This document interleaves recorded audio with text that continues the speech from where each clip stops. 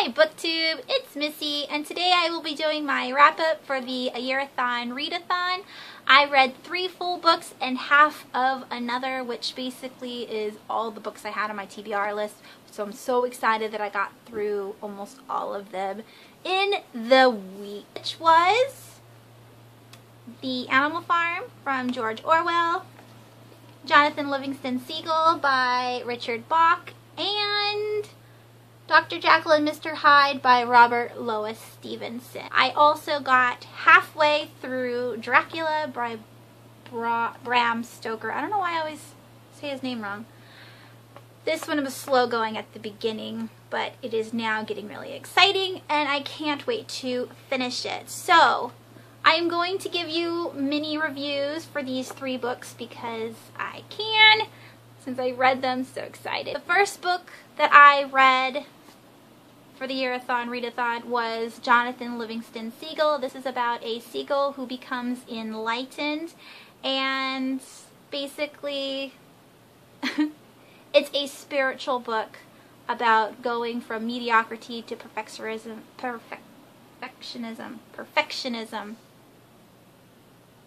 Yeah. It goes from mediocrity to perfectionism. Basically, it's saying that, you know, you don't have to fit into a certain mold. You don't have to go with what society tells you to do.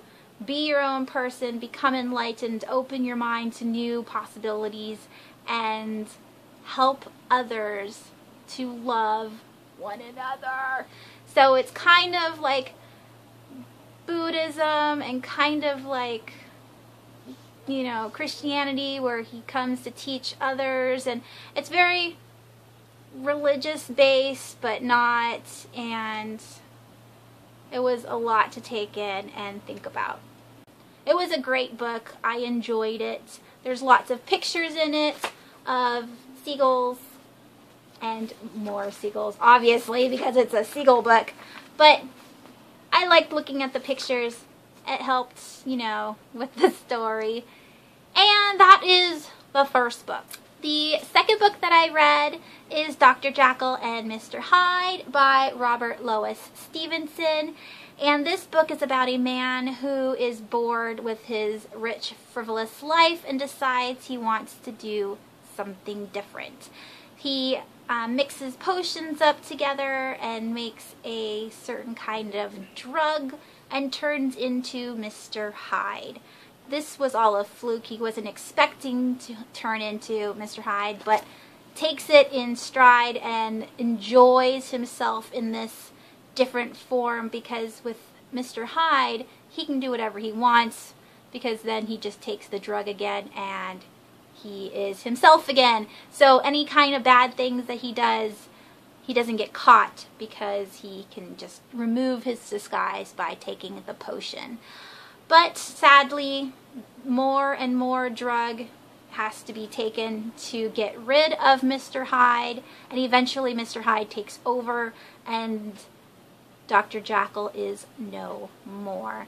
The book itself was a slow read at the beginning, but then it got interesting later on throughout the book. There is very long-winded speaking in this story, lots of descriptions, which is nice, but sometimes it can get a little overwhelming, and kind of has a sad ending for Mr. Jekyll, or Dr. Jekyll and Mr. Hyde. I guess for society it's better.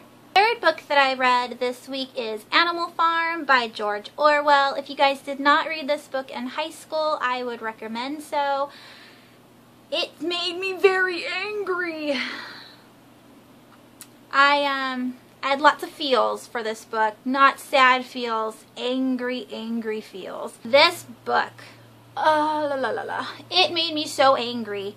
It is about a farm of animals who rebel against the humans and have all of these great ideas at the beginning where they're going to have equality and they're going to have leadership and there's going to be debating and everyone's going to have a say and everything's going to be peaceful, and they're, you know, fighting you know, the humans, but they're going to be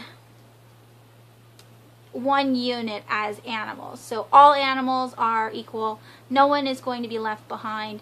They're just going to have food for everybody, and a special place for the elderly, and all of this fun stuff, and it doesn't happen. And it made me so angry because the pigs are evil, and they become corrupt, just like regular societies. I could go on for days about this book. If you haven't read this book, I would. It is a good read.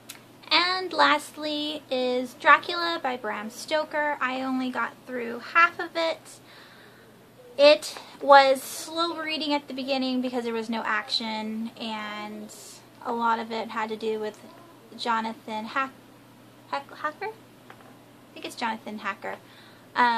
He was stuck in the castle for a really long time, and there was a lot between Mina and Lucy where, you know, just daily life, so all of that part was boring. But then once the Count reaches London, the book picked up. If you guys have not watched the movie yet, I suggest that you do. The movie is very good, and I'm actually going to be doing my booktube-a-thon with this book for the adaptation challenge instead of Confessions of a Shopaholic, just because I still need to read half of this and it has a movie. So this is going to be taking place of Confessions of a Shopaholic by Sophie Kinsella.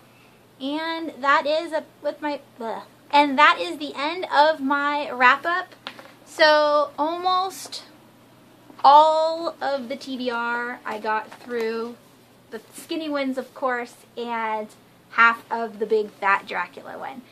So that's it. Thanks for watching. Hope you have a wonderful week. Good luck with all of you who are participating in the Booktube-a-thon with the reading challenges and video challenges. Good luck, good luck. See you all tomorrow. Bye. God, I can't do this. I don't know what these stupid books are about.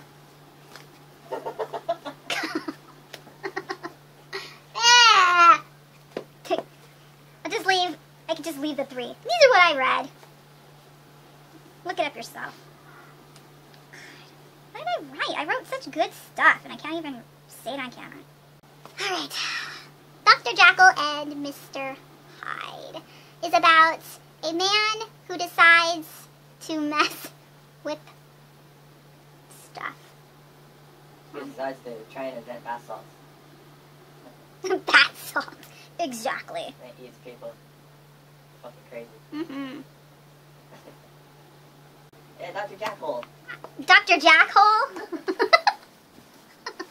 Ah! Don't let me interrupt you. Maybe we should just start over. Yep.